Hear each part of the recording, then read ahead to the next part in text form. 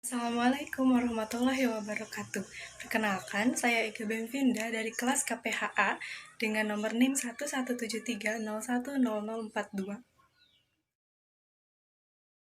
Ini saya tujukan untuk memenuhi ujian akhir semester mata kuliah Perancangan Peraturan Perundang-undangan yang diampu oleh Bapak Dr. Haji UU Nurul Huda, SAG SHMH, dan Bapak Lutfi Faharurizal, SSYMH. Memenuhi tugas UAS ini, materi yang akan saya paparkan yaitu berjudul tentang proses mekanisme pembentukan peraturan perundang-undangan. Pembentukan peraturan perundang-undangan merupakan suatu rangkaian yang meliputi perencanaan, penyusunan, pembahasan, pengesahan, dan pengundangan suatu perundang-undangan. Proses pembentukan peraturan perundang-undangan telah diatur dalam Undang-Undang Nomor 12 Tahun 2011 tentang pembentukan peraturan perundang-undangan sebagaimana telah diperbaharui dengan Undang-Undang Nomor 15 Tahun 2019. Selain itu, pembentukan undang-undang juga telah diatur dalam Undang-Undang Nomor 17 Tahun 2014 tentang Majelis Permusyawaratan Rakyat, tentang Dewan Perwakilan Rakyat, Dewan Perwakilan Daerah, dan Dewan Perwakilan Rakyat Daerah. Dalam proses pembentukan perundang-undangan, DPR dan pemerintah terlebih dahulu harus membentuk prolegnas yang mana berisi tentang konsep rancangan undang-undang. Prolegnas harus memuat latar belakang, tujuan, dan sasaran, serta arah pengaturan. Proses penyiapan undang-undang dari pemerintah, apabila ide rancangan undang-undang berasal dari DPR atau Presiden, maka rancangan pembentukan undang-undang tersebut bersifat resmi.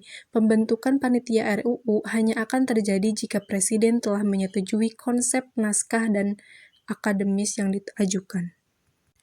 Proses penyiapan undang-undang dari DPR dan DPD. Rancangan undang-undang yang diajukan oleh DPD kepada DPR harus disusun berdasarkan prolegnas, dan undang-undang yang diajukan DPD berkaitan dengan kepentingan daerah dengan pemerintah pusat dan disampaikan secara tertulis dan disertai dengan naskah akademik. Sedangkan DPR menyampaikan RUU-nya dengan surat dari pimpinan DPR kepada Presiden.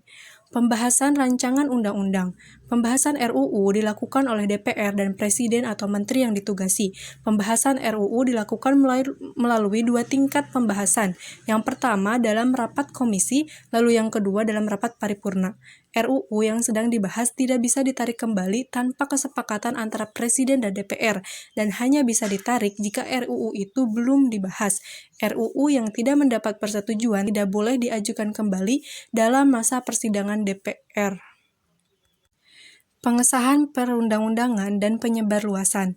RUU yang telah disepakati bersama antara Presiden dan DPR akan disahkan menjadi undang-undang dengan menandatanganinya paling lama 30 hari setelah RUU tersebut disetujui.